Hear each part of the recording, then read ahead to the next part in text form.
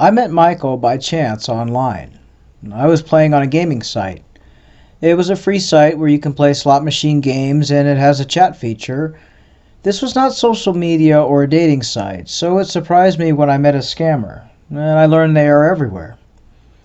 I played on this casino site nearly every day. I'm retired, and due to the virus, I stopped going out as often, and all my social groups were canceled.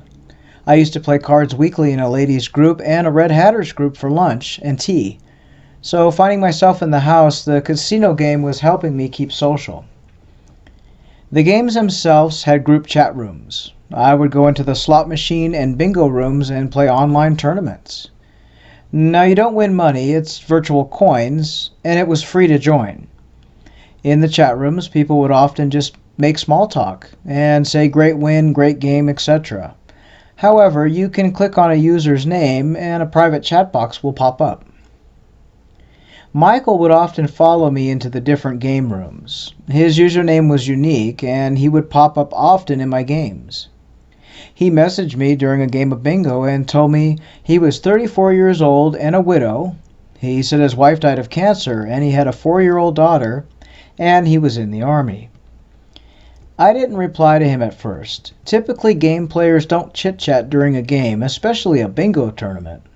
And so I finally replied to him during a tournament break. I told him I was in my late 60s and married.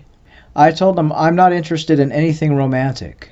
He said he was looking for friends and he was deployed and had no family back home waiting for him. I questioned him as far as him saying he had no family. What about his daughter? Who took care of her? He said his sister was watching his daughter while he was deployed. I then told him, well, then you certainly do have family and someone waiting for you. He said he was very lonely being deployed and wanted us to be friends. I told him, fine, sure, and we can be game friends, and if he plays cards, he can be on one of my card game teams one of these days, as we always had team tournaments. He asked for my phone number, to which I told him no. I don't give my number to strangers, and I don't want to chat on the phone from people from this site. He said he would get my number later as we got to know each other, and I again told him I'm not interested in a romantic relationship, so please stop trying. He kept the chat clean and light. I half didn't really pay attention as I'm focused on my games. He then wrote this very long paragraph about his life, how he's deployed to Syria and in special forces, his food and music likes, hobbies, and then he left his email address and asked me for mine. I told him once again I'm not interested in emailing or starting a relationship with you. I did add him as a game friend on the site, and we just left it at that. A few days later, he popped up in my messenger game chat and entered the room I was playing cards in. He told me he missed me, and he asked how my family was and how the weather conditions were. I never told him anything about my family, so I just told him the weather's great, everyone's fine. He then asked if I lived alone. I told him I'm happily married, like I said, of course not. He then told me his daughter was feeling sick, and the commander won't let him take a leave to see her without paying for a military leave. I told him, well, that's too bad, and I hope she feels better and to take care. He then said thanks and asked me if I could write his commander to beg him for a leave and to say that I was the girl's grandmother and that I should help him to take his leave. I was a bit taken back by this. I don't even know the girl's name, and I certainly wasn't this child's grandmother. He kept begging. He said his sister was spending his money on herself and not feeding his daughter, and she spent the rent money, and that they would be on the street, so he needs to come home. I told him to call social services and have them investigate, but he said he couldn't, as it would ruin his military career, and he needs a relative to write a letter for his leave. He then sent me an email address to his commander with a pre-written letter. He begged me to copy and paste this to his commander. He kept begging and pestering me, so I told him I would do it later as I was busy. He thanked me again and then asked for my email. I told him I'll send a letter, but please stop pestering me. He then asked again for my phone number. I told him no, and he asked if I'm on Instagram, Facebook, or WhatsApp. I told him to stop asking or I wouldn't send a letter to his commander at all. He stopped and he left the chat. Later that afternoon, I copy and pasted the letter and emailed it to the address he gave me. I didn't go back on the game for a few days as I was busy and had things to do. I finally decided to go back onto my email to see if this commander wrote or what happened. I had a letter from this commander and also an email from Michael, to which surprised me as I never gave Michael my email.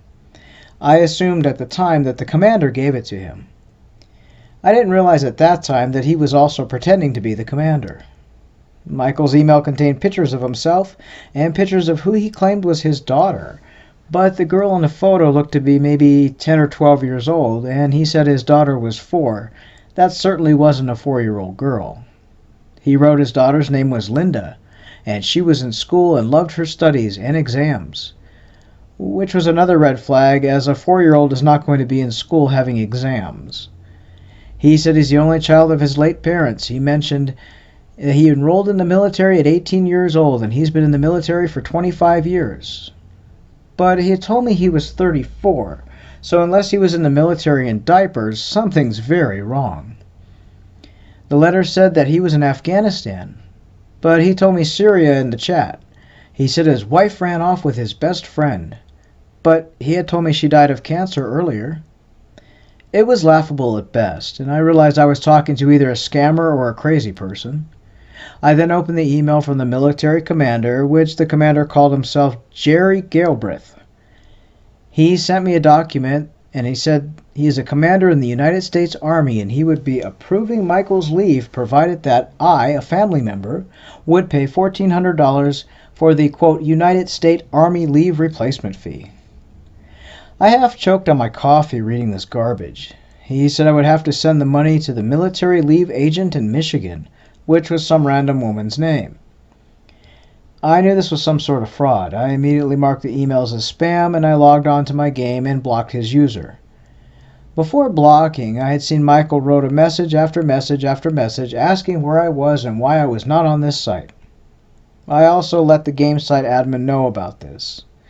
It shocked me that scammers using fake personas are on game sites and not just dating and social media. I still get emails once in a while from random people, but I just mark them as spam. The only mistake I made was emailing the commander, and I really don't know why I did it. I guess I wanted to believe he needed my help, but my instincts knew better. Thank you for allowing me to share my encounter. And we'd like to thank this lady for sharing her story. If you have an encounter with a scammer you'd like to share, you can drop us an email, scammingscammers@gmail.com, or find us on Facebook under Scamming Scammers Action. We'll review your story and edit it into a video. Thanks for listening.